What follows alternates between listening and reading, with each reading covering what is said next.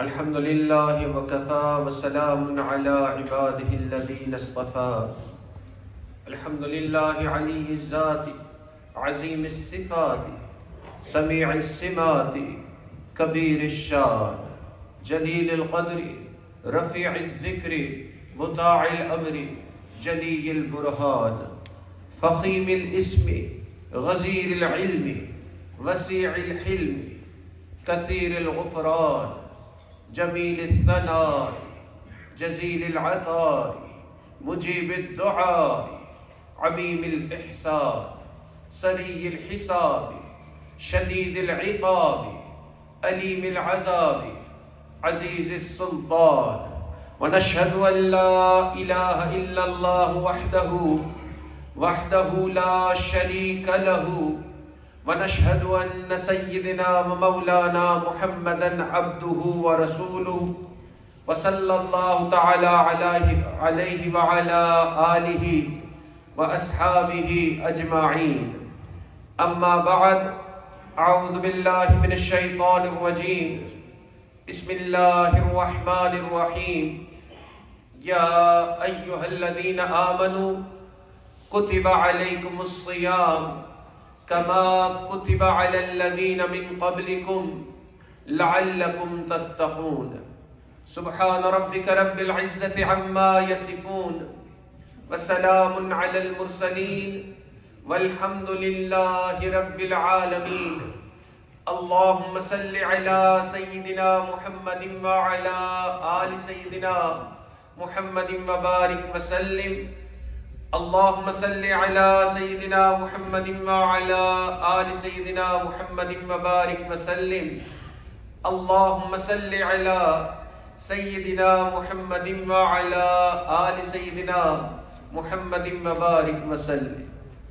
Allah subhanahu wa ta'ala says in the Quran, Ya ayyuhalladhina amanu, O those who believe, kutiba alaykumus siyam, fasting has been made obligatory upon you, kama kutiba ala alladhina min qablikum, the way it was obligatory on those before you, la'allakum tattaqun, so that you may attain piety.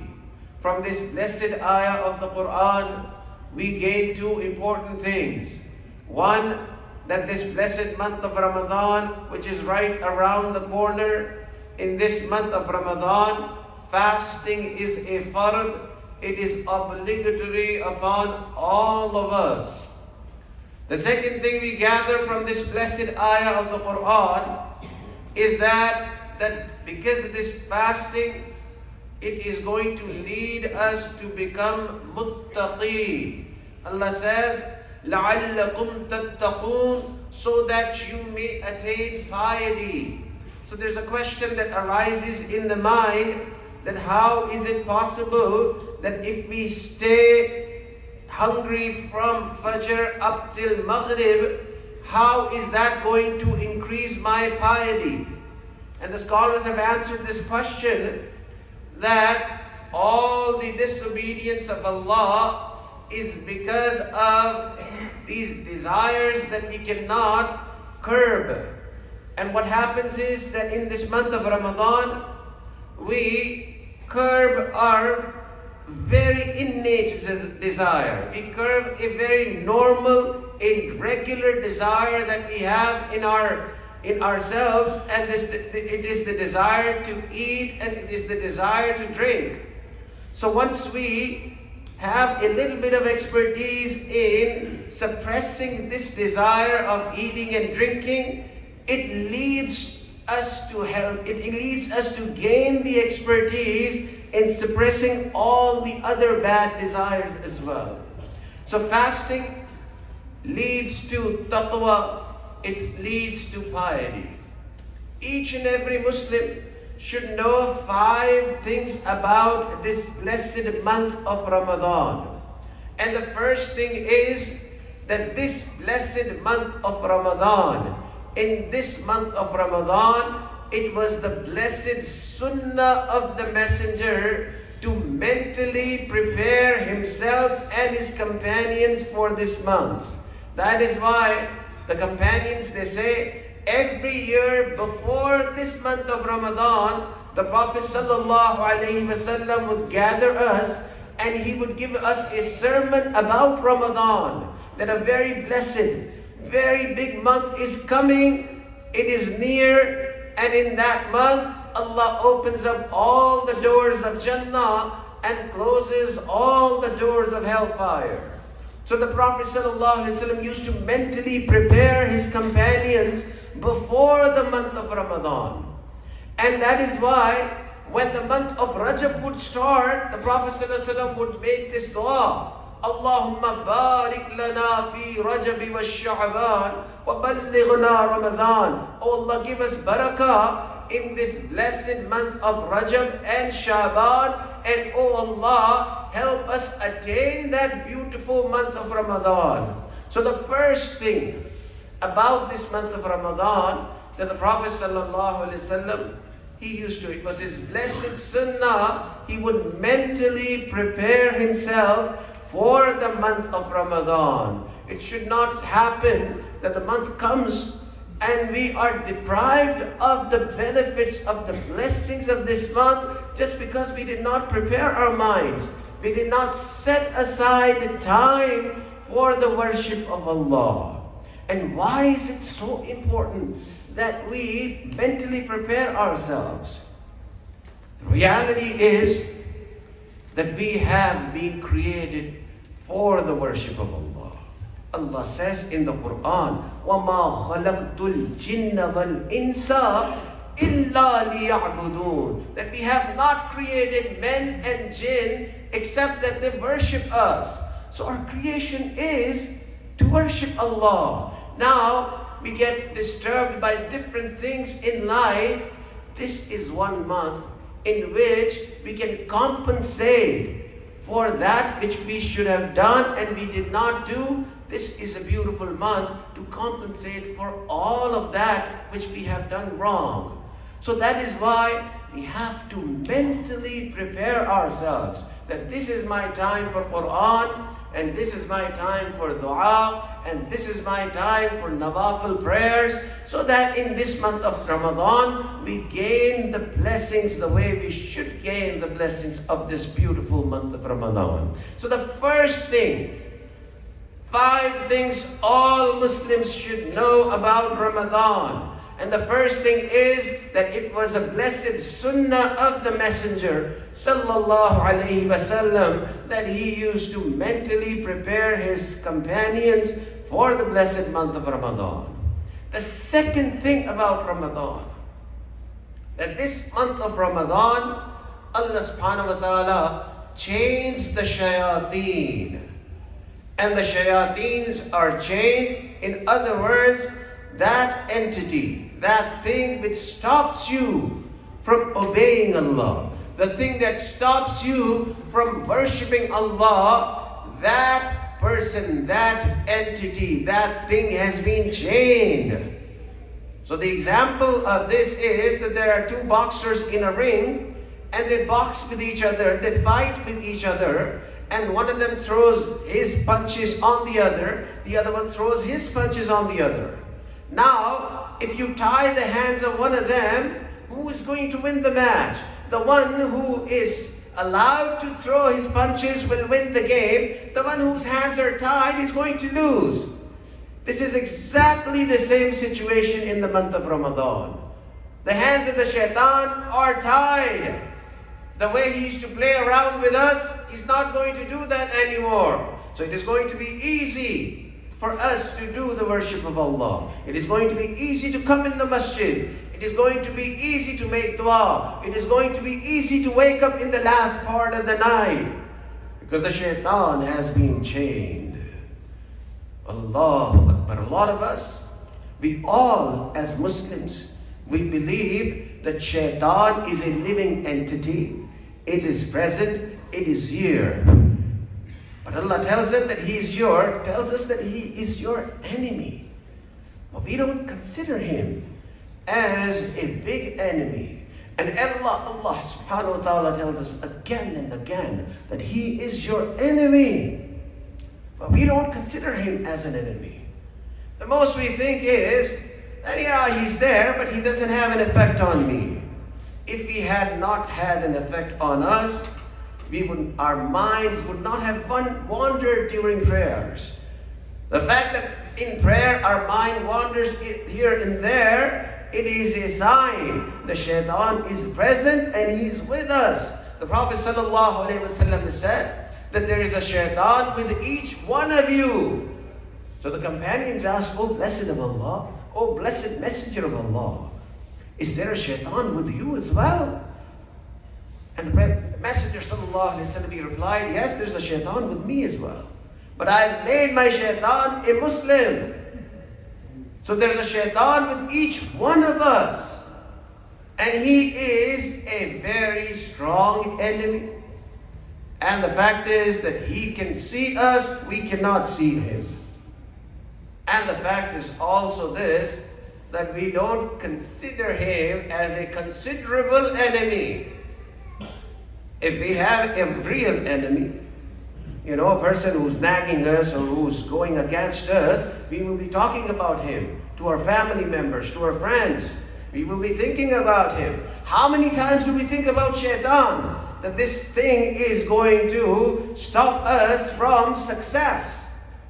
So he's a living enemy, and he stops us from the worship of Allah, from the obedience of Allah. But Allah chains him in this month of Ramadan. In one of the biographies of Mashayikh, and there's a sheikh by the name of Sheikh Ghulam Habib Rahimahullah, and this sheikh, in his biography, his students have written that the sheikh was 90 years old, 89, 90. And he spent 70 years of his life spreading the deen of Allah. And this was what his life was all about. And in his biography, it is written that the shaitan did not even spare him.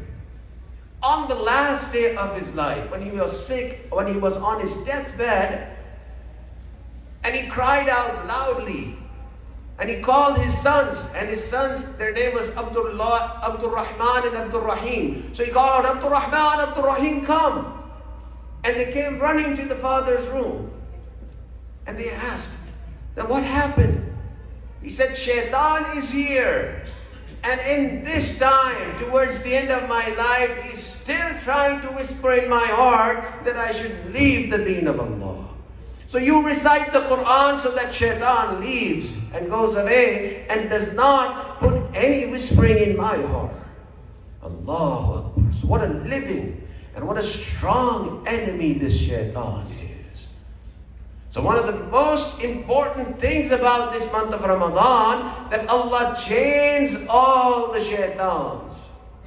So 5 things all Muslims should know about this beautiful, this blessed month of Ramadan. The first thing is that the Prophet ﷺ, it was his blessed sunnah that he used to mentally prepare his companions for this blessed month. And the second thing is that the big shayateen are chained in this blessed month. And the third thing, and one of the most important things about Ramadan, that in this month, the reward for each act of worship we do is increased.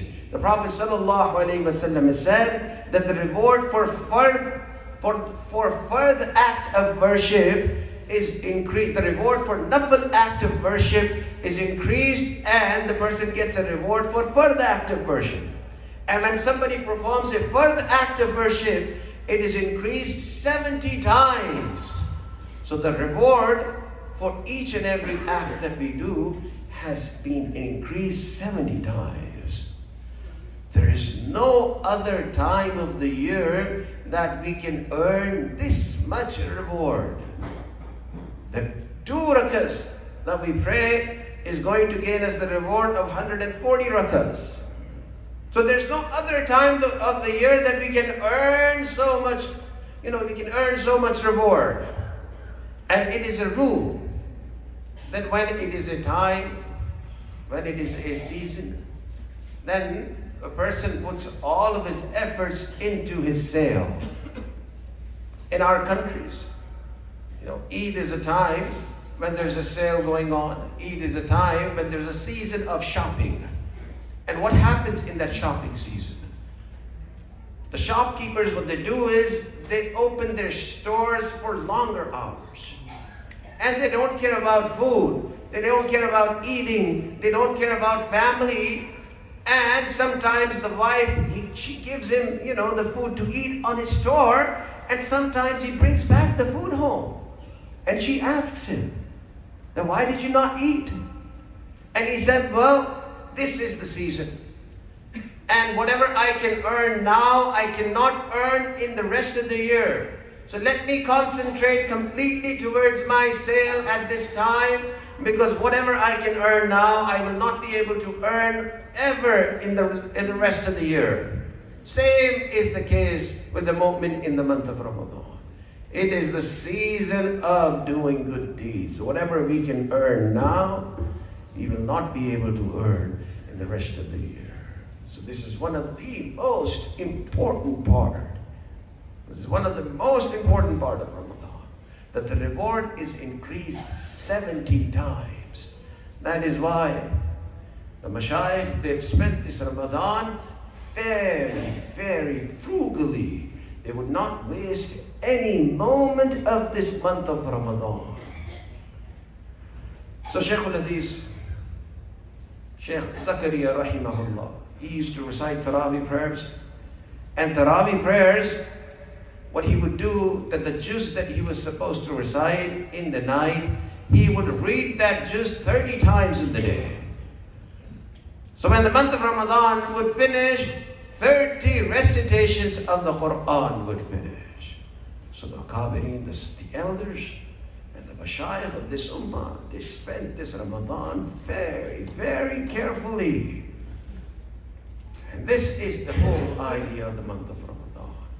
That we spend the time, we take time off for Allah. And this taking time off for Allah is a sign that we love Allah. What is a sign that you love someone? The sign of love is that you remember him. In the same way, the sign for Allah's love is that we spend time in His remembrance. When a mother loves the child, she's remembering the child all the time. When the child leaves him and goes to study abroad or whatever, she's ironing the clothes. She's cooking food, she's driving, whatever she's doing, the child is on his mind, on her mind. In the same way, this month of Ramadan, we want to show this love to Allah.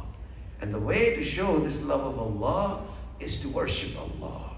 The Prophet ﷺ said that in this month of Ramadan, Allah is waiting to see your emotions. You have to show some emotions. So 5 things each and every Muslim should know about Ramadan. And the first thing is that the Prophet ﷺ used to mentally prepare his companions before the month of Ramadan. The second thing, the big shayateen have been chained. The third thing, that in this month of Ramadan, the reward of each one of us is increased 70 times.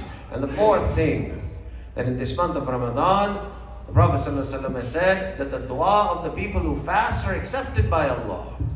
In one hadith, the Prophet ﷺ has said that when the person who's fasting, he makes dua, one dua of that person is accepted either in the day or in the night. And in another hadith, the Prophet ﷺ has said that duas of 3 people are never rejected by Allah. And one is the just ruler, and the second one is the oppressed, and the third one is the person who fasts when he makes dua at the time of iftar. So in this blessed month, the duas of the person who makes dua to Allah is accepted by Allah.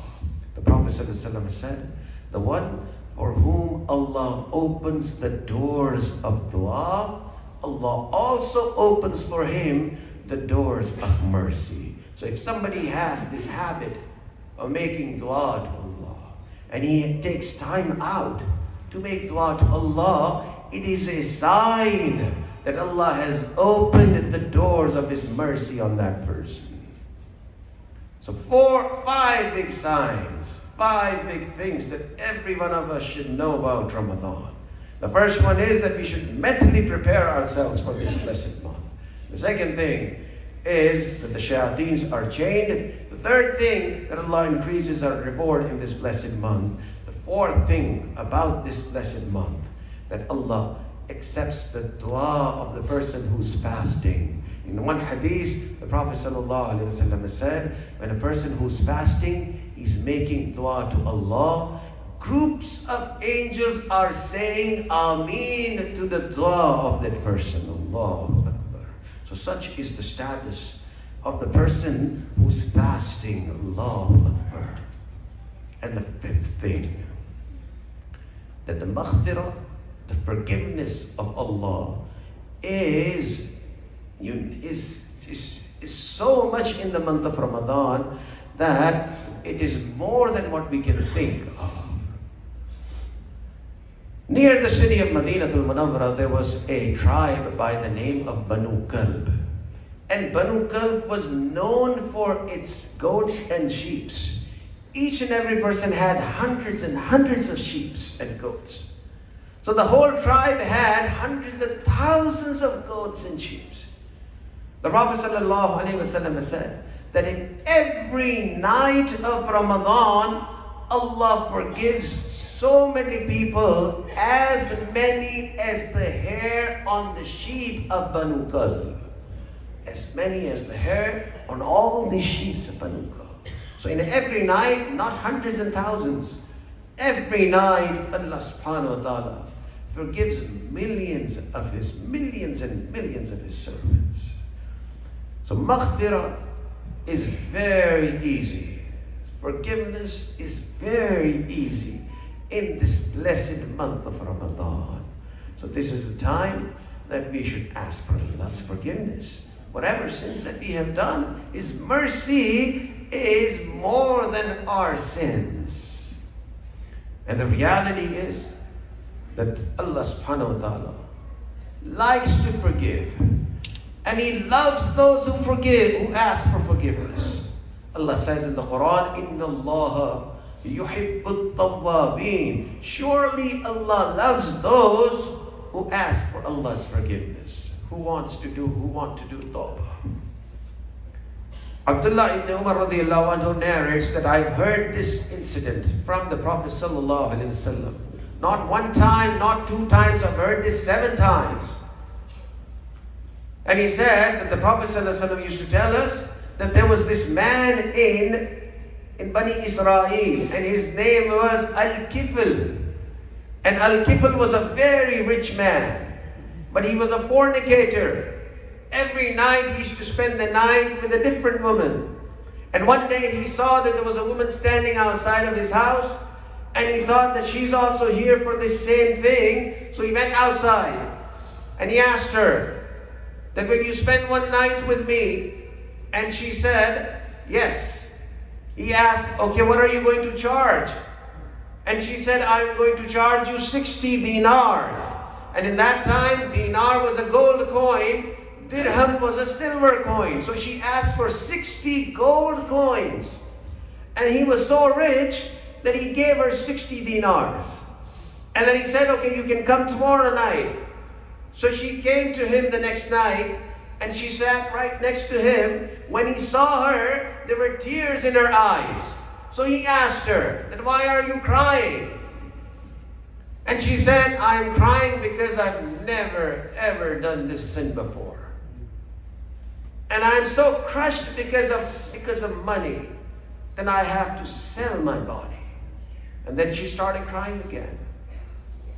And while crying, she said this to this man, Al-Kifl, that you know what? My Lord has always seen me worshiping Him. And today, this Lord is going to see me do the worst of the sins. And she started crying again. Now Al-Kifl became a little disturbed as well. And suddenly she said, you know what? if I commit this sin tonight, there is no one who can save me from the punishment of Allah. When he heard this, he became so disturbed.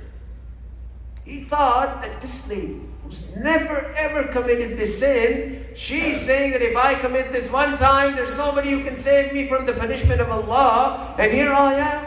I spent every night of my life doing this sin. Who is going to save me from the punishment of Allah? So he became so disturbed that he said to this woman that, okay, you can leave. I'm not going to commit this sin with you. And you can keep the 60 dinars as well. You can leave now. So she got up and she left. And while she was on the door, he said to her that, listen, I need to tell you one more thing. And she said, what is that? And he said that, you know what? I have also decided that I am not going to commit this sin anymore. And she left. The Prophet ﷺ said that it so happened that Al-Kifl died that very night. So people knew him. Some people said that the fornicator died. Some people started saying the sinner died. Some people even said this, good he died. The Prophet ﷺ said that this man who committed this sin every night of his life, and he did tawbah on the last night, Allah subhanahu wa ta'ala not only accepted his tawbah, Allah did not even like that. Why are people talking about him? The Prophet ﷺ said that Allah wrote with his own blessed hands on the door of Al-Kifl, غَفَرَ اللَّهُ لِلْكِفْل. Allah has forgiven Al-Kifl. So Allah loves to forgive. And this is the month of forgiveness. So the most important thing out of these 5 things is that this is the month to ask for forgiveness, to ask for Allah's mercy. May Allah subhanahu wa ta'ala make this month of Ramadan a blessed month for all of us. أقول قولي هذا واستغفر الله وأتوب إليه.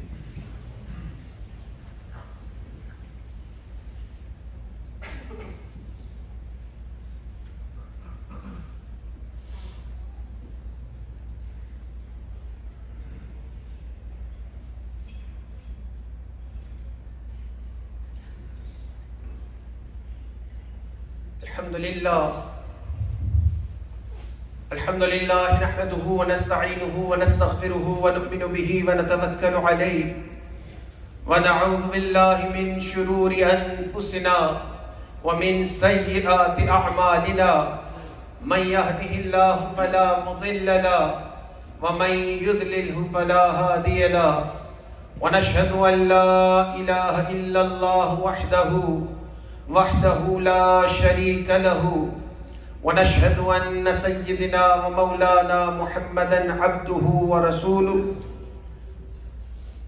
وقال الله تعالى يا أيها الذين آمنوا كتب عليكم الصيام كما كتب على الذين من قبلكم لعلكم تتقون وقال الله تعالى إن الله وملائكته يصلون على النبي يا أيها الذين آمنوا صلوا عليه وسلموا تسليما اللهم صل على سيدنا محمد عبدك ورسولك وصل على المؤمنين والمؤمنات والمسلمين والمسلمات وبارك على سيدنا ومولانا محمد وأزواجه وذرياته وقال النبي صلى الله عليه وسلم أرحموا أمتي بأمتي أبو بكر وأشدهم في أمر الله عمر وأصدقهم حياء عثمان وأقضاهم علي وفاطمة سيدة النساء أهل الجنة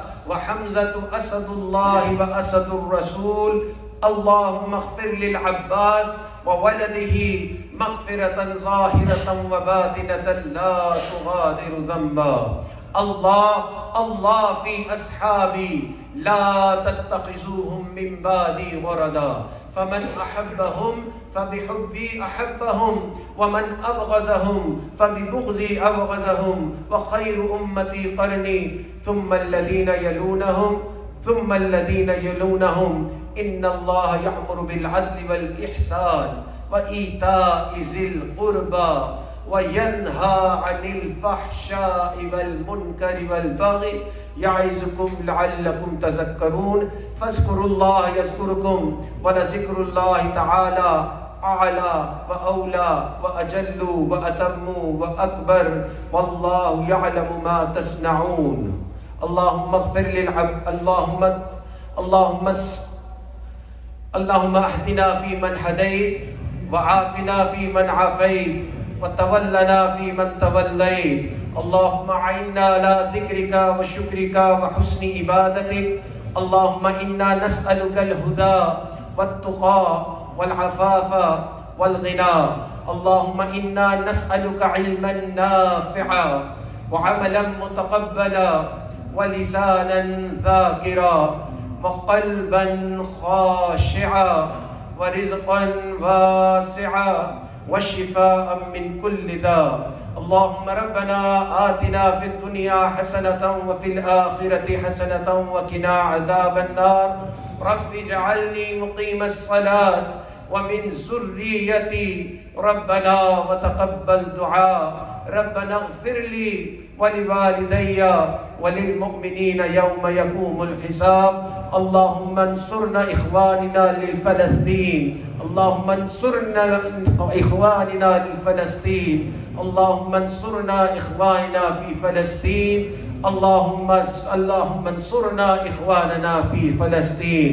ربنا آتنا في الدنيا حسنة وفي الآخرة حسنة وقنا عذاب النار. وصلى الله تعالى على حبيبه سيدنا محمد وعلى آله وأصحابه أجمعين برحمتك يا أرحم الراحمين. Please straighten your rows for salat.